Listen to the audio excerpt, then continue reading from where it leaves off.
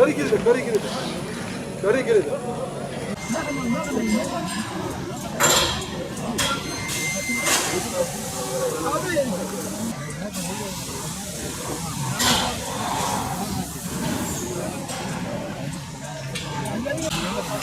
Harika. Yeşil abi gitti de burada kaldı.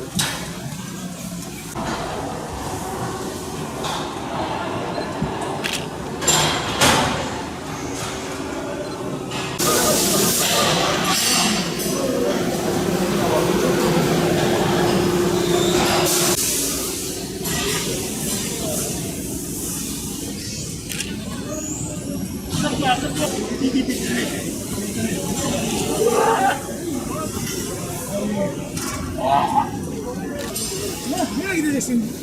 Ya Allah. Allah. Deme sen de.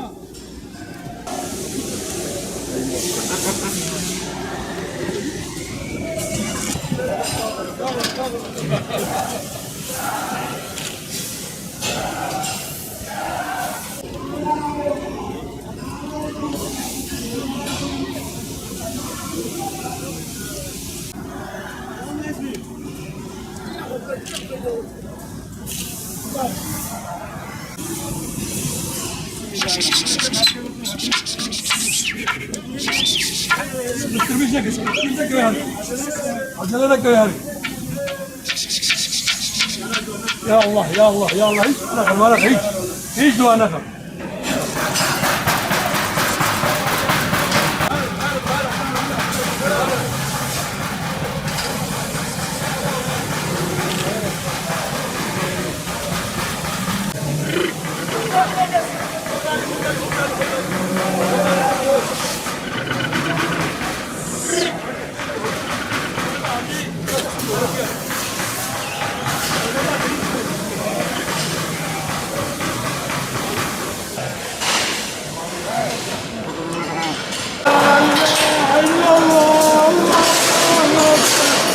Allahu Ekber ve lillahil hamd.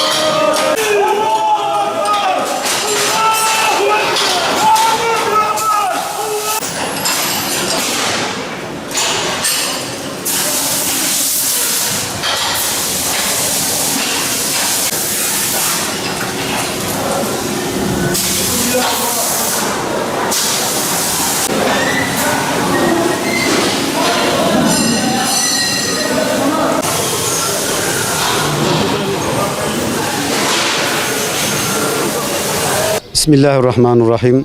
Bizler Batman Umut Kervanı olarak her yıl olduğu gibi bu yılda bayram namazımızı kılıp üye ve gönüllerimizle beraber mezbaneye geldik. Ve hayırseverlerimize verdiği vekalet doğrultusunda hayvanlarımızın kesimine başladık.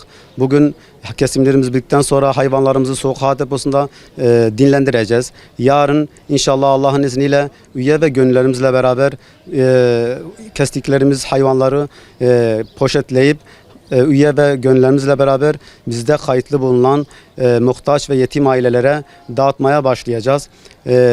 Her zaman olduğu gibi bu sene de inşallah hedefimiz binlerce aileye ulaşmaktır. Şimdiden Allahu Teala hayırseverlerimize verdiği bu yardımlarından Allahu Teala hayırlarını kabul etsin, mallarını kat kat bereketlendirsin inşallah.